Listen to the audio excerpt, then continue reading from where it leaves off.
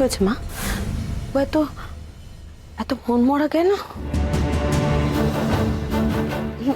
না না, ওর আর কি হবে, এই বুড়িটার জন্যই তো ও বিপদে পড়ে গেছে।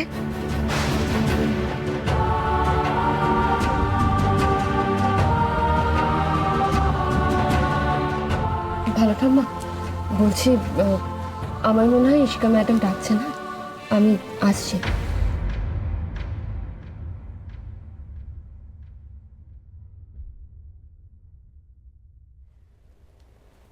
মা,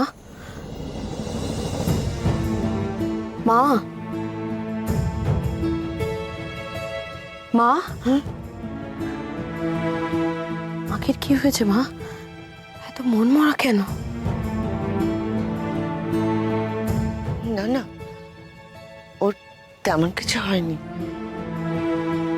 কাল আখিকে ওর মা খুব বকাবকি করেছে তো, তাই ওর মুখ ভার। জানি না মেয়েটা কি ভাগ্য নিয়ে এসেছে, এত বড় বাড়ির মেয়ে হয়েও কিনা সেখানে তার ফেরা হবে না।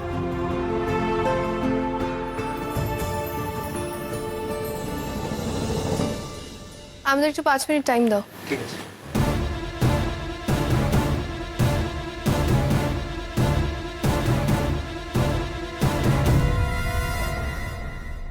আখি, কি হয়েছে তোমার?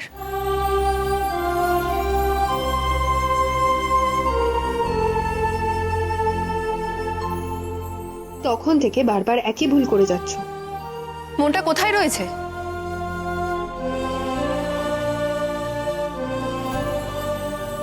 দেখো আখি, এরকম ভাবে চলতে থাকলে কিন্তু আমি পাগল হয়ে যাব।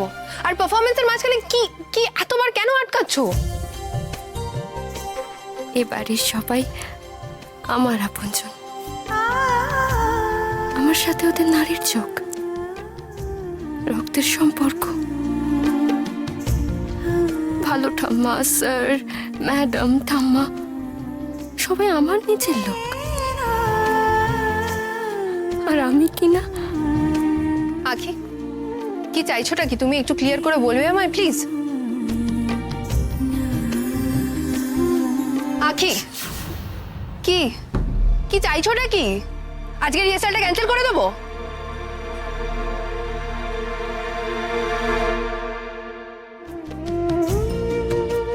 রাগিনী, ও তো আমারই বোন।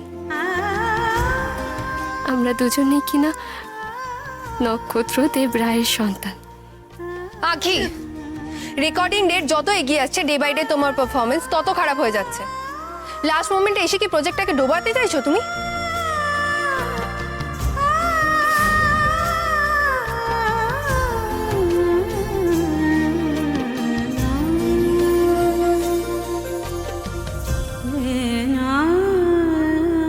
আখি,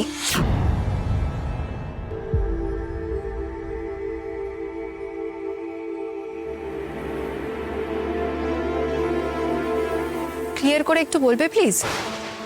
যদি তোমার ইচ্ছে না থাকে তাহলেও বলে দাও, আমি প্রজেক্টটা ক্যান্সেল করে দিচ্ছি। সরি রাগিনী,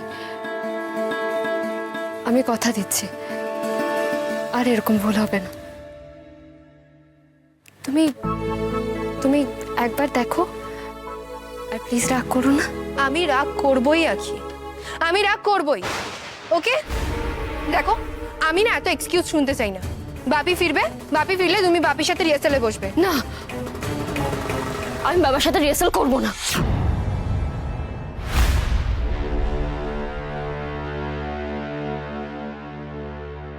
কি কি বললে তুমি? আখি, আমি আমার বাপির সাথে রিহার্সাল করতে বলেছি। আমার বাপি নক্ষত্র দেব রয়। কি হয়েছে বলো তো তোমার? আখি, চোখ কান নাক মুখ বুঝে কথা বলো তুমি। হুট করে বলে দিলে আমি আমার বাবার সাথে রিহার্সাল করব না। না, আমি ঠিকই বলেছি।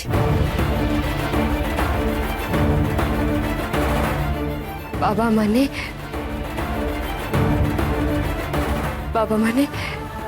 তোমার বাবা। কেন যদি তুমি তাই বলে থাকো সেটাই বা কেন বলবে আখি? আমার বাপির সাথে রিহার্সাল করতে তোমার আপত্তি কোথায় থাকতে পারে? এমনিতেও রিহার্সালে যা ভুল করছো, এরম ভাবে রেকর্ডিং কি করে হয়? আর তার মধ্যে যদি লাইভ কনসার্ট থাকে, কি করবে সেখানে গিয়ে? 14 বার সবাইকে সরি বলে থামাবে? রাগিনী, আমি বলছি আজকে আকিকে। রাগিনী, বলছিলাম যে আজ না আমি একটু ডিস্টার্বড আছি। তুমি বরং আজকের রিহার্সালটা না ক্যান্সেল করে দাও। তুমি কাল রিহার্সাল রাখো, দেখো আমি ভালো করে পারফর্ম করব।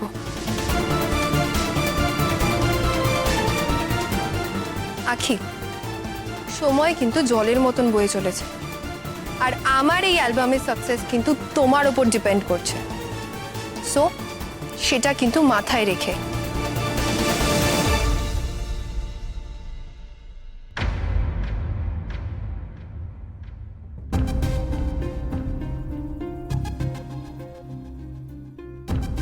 রাগিনী, প্যাক আপ করে দাও আজকে। দেখো, কনসেন্ট্রেট করতে পারছে না, মেবি শি ইজ ডিস্টার্ব। তাই আমার মনে হয় কালকে ফ্রেশ মাইন্ডে এসে রিহার্সাল করবে, আরো বেটার হবে, and problem will be solved. Pack up করে দাও। ওকে ফাইন, আজকের মতন rehearsal cancel. Pack up today. হ্যাঁ, আজকের মতন প্যাক আপ। আখি, কি করছো তুমি? বারবার নিজের বাবার নাম শুনলে কেন এইভাবে রিয়াক্ট করছো?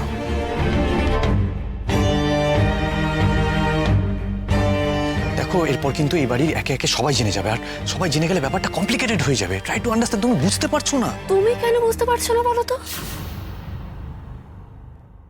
যে মানুষের জীবনে শুধুমাত্র এই ঠিক আর ভুল ছাড়াও আরো অনেক জিনিস থাকে।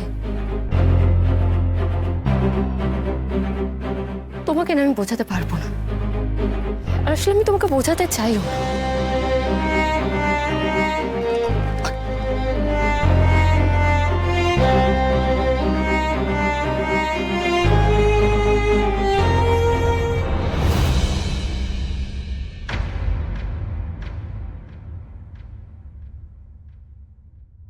এতটা অবুঝ একজন হতে পারে? শুধুই কি অভিমান, নাকি? না না, এটা ঠিক হচ্ছে না। আমাকে কিছু একটা করতে হবে। নক্ষত্র স্যারের কাছে তার স্ত্রী আর তার মেয়েকে ফিরিয়ে দিতে হবে, দিতেই হবে।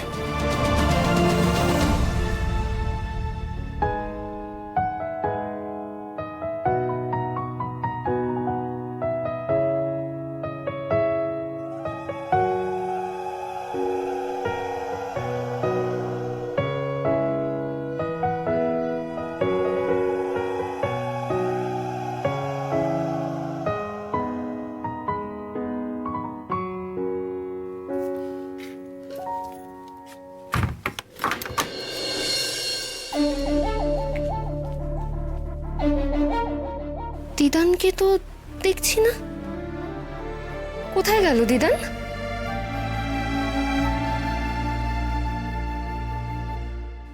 মা,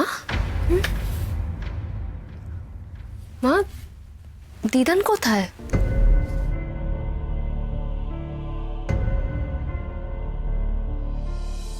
আখি, রানিমার টেস্টের রিপোর্টগুলো ভালো আসেনি রে। আর বেশ কয়েকদিন ধরে রানিমার বুকে খুব ব্যথা করছিল, তার জন্য ভীষণ কষ্ট পাচ্ছিল রানিমা। তাই হসপিটাল থেকে আজই ফোন করে চেক আপের জন্য নিয়ে যেতে বললো। আমিও আর দেরি করলাম না, ভাবলাম নিয়ে চলে যাই। তুমি একা একা নিয়ে যেতে পারলে? হ্যাঁ, আমার অসুবিধে হয়নি। আর হসপিটালে নিয়ে যাওয়ার পরে ওরা বলল যে রানিমাকে ওখানেই কিছুদিন রাখতে হবে, তাহলে রানিমা চোখে চোখে থাকবে। মা, তুমি না এটা খুব ভুল করেছো জানো তো। আমায় তো একবার ফোন করতে পারতে, আমি না চলে আসতাম। এভাবে তুমি একা একা নিয়ে গেলে দিদানকে। রানিমাই বলল যে ওকে ফোন করে জ্বালাস না, ওর উপর দিয়ে তো অনেক ঝড় বয়ে গেছে। আর তাছাড়া রানিমা তো চেনেই, আমার কোনো অসুবিধা হয়নি। এতদিন পর দিদান বাড়িতে ফিরলো, আর এখন এরকম হতে হলো।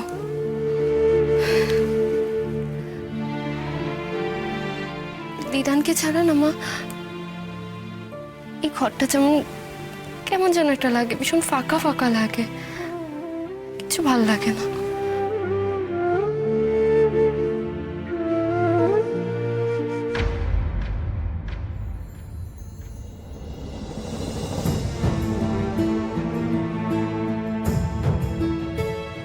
এগুলো কেন বের করেছো মা? আমি বের করিনি, রানীমা বের করেছিল। তখন হসপিটালে যাওয়ার সময় তাড়াহুড়ো ছিল তো, তাই ফিরে এসে ভাবলাম যে এগুলো তুলে রাখি।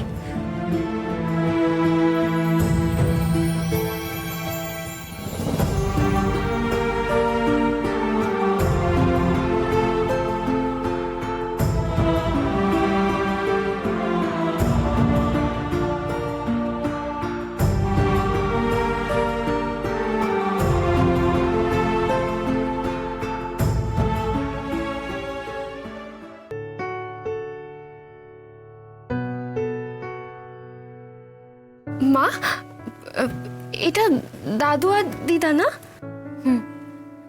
মা আর বাবা।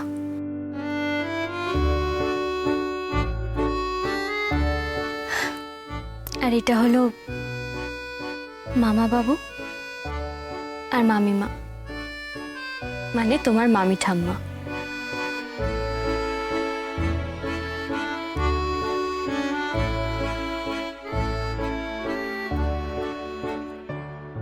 মা, এরা কারা?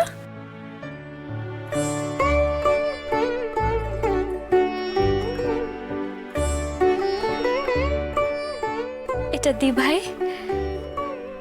আর জামাই বাবু, মানে তোমার পিসিমণি আর পিসিমশাই।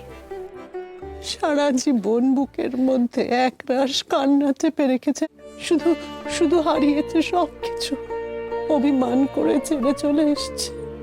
তুই আমায় কথা দে, তোর মায়ের হারিয়ে যাওয়া সবকিছু, সব সুখ আনন্দ সম্মান সংসার, তুই তুই সবকিছু ওকে ফিরিয়ে দিবি। হ্যাঁ গো দিদান, তুমি ঠিক বলো। সম্পর্কের টান চাইলেই কি মুছে যায়? যে বাড়িতে আমার মা কোনোদিন যেতে চায় না, যে বাড়ির লোকেদের অস্বীকার করে, কি সুন্দর তাদেরকেই চেনাচ্ছে আমার। সবাই আসলে মায়ের মনের মধ্যেই রয়ে গেছে।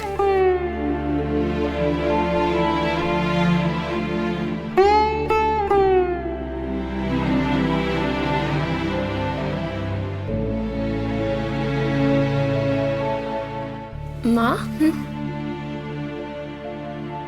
ইনি কে?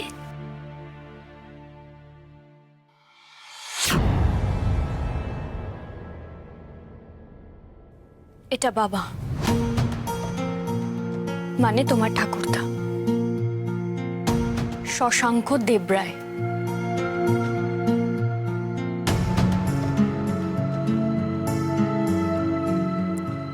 সবকিছু তো এই মানুষটার জন্য শুরু হয়েছিল আখি। এই মানুষটাই তো আমাকে নিজের ছেলের বউ, না বৌমা নয়, নিজের বাড়ির মেয়ে করে নিয়ে যেতে চেয়েছিলেন।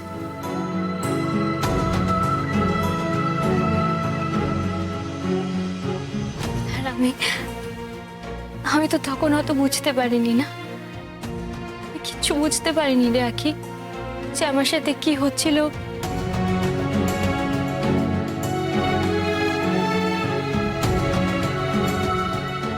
আমার সরস্বতী, আমি অহনাকে আমার পুত্রবধূ হিসাবে পেতে চাই। আর একদিন তো গুরুজির ছেলের সাথেও রাস্তায় দেখা হয়ে গেল।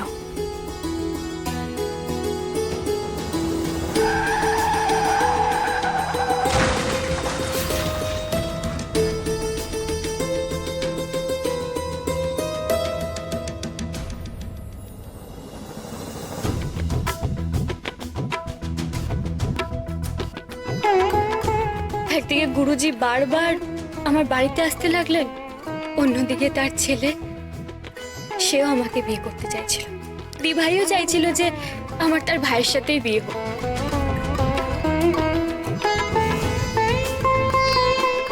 সে একটা অদ্ভুত গন্ডগোল পেকেছিল। কি গোলমাল হয়েছিল মা?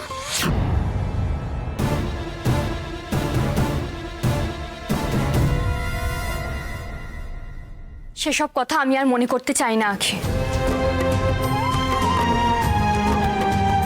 আচ্ছা মা, শশাঙ্ক দেবরায় তো তোমায় এত ভালোবাসতেন, নিজের মেয়ের মতো, তাহলে তুমি সেই ভালোবাসাটাও ভুলে যেতে চাও মা? উনি আমায় খুব ভালোবাসতেন আখি।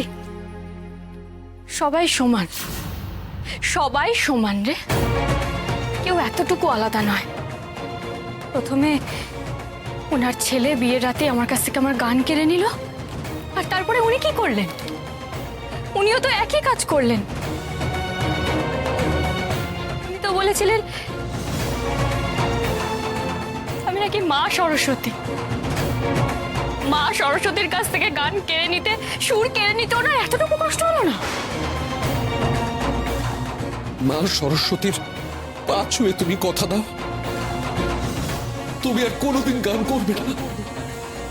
ওই বাড়িতে আমার জন্য কিচ্ছু ভালো ছিল না আখি, কিচ্ছু ভালো ছিল না।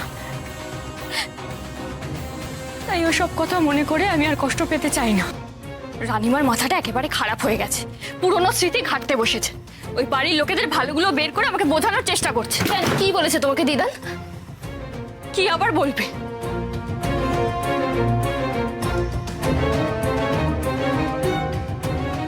ফাঁদ, নক্ষত্র দেবরায়কে নাকি ফাঁদে ফেলা হয়েছিল। কেন? উনি কি দুগ্ধ পোষ্য শিশু নাকি যে একটা ফাঁদ ওনার জন্য সাজানো হলো আর উনি টুক করে গিয়ে ঢুকে পড়লেন? যত সব। মা মা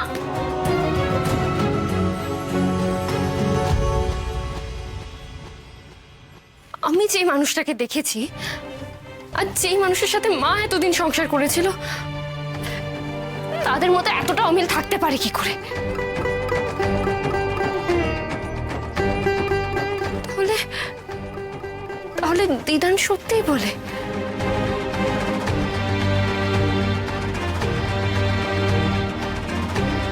ঠিক আর ভুলের মাঝে তাহলে কোথাও না কোথাও একটা ফাঁক ঠিক রয়ে যাচ্ছে।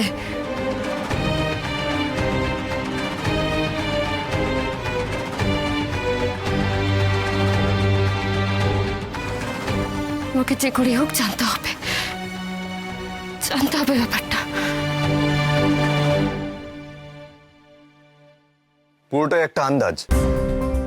আমার মন বলছে আখির জন্ম হয়তো রসুইপুরেই কোথাও হয়েছে। ডেটটা হলো 2002 14 অক্টোবর। বুঝেছি। দেখ, ওই সময় রসুইপুরের মতো জায়গায় খুব বেশি নার্সিংহোম বা হসপিটাল তৈরি হয়েছিল বলে আমার মনে হয় না। আখির বার্থ সার্টিফিকেটটা আমার যে করেই হোক চাই শুভদা। দেখো, আখির কাছে যদি আমি বার্থ সার্টিফিকেটটা চাই, ও আমাকে দেবে না। তাই আচ্ছা শুভদা, তোমার কোনো সোর্স নেই রসুইপুরে? মানে কোনোভাবে যদি বার্থ সার্টিফিকেটটা বের করা যায়, চেষ্টা করো না প্লিজ। আরে বাবা, শুভময় চ্যাটার্জি পারে না এমন কোনো কাজ তৈরিই হয়নি বৎস। রসুইপুরের আশেপাশে আমার অনেক সোর্স আছে, দেখছি হয়ে যাবে। কিন্তু তার আগে বলতো তোর প্ল্যানটা ঠিক কি? দেখো, প্ল্যানটা খুব সিম্পল।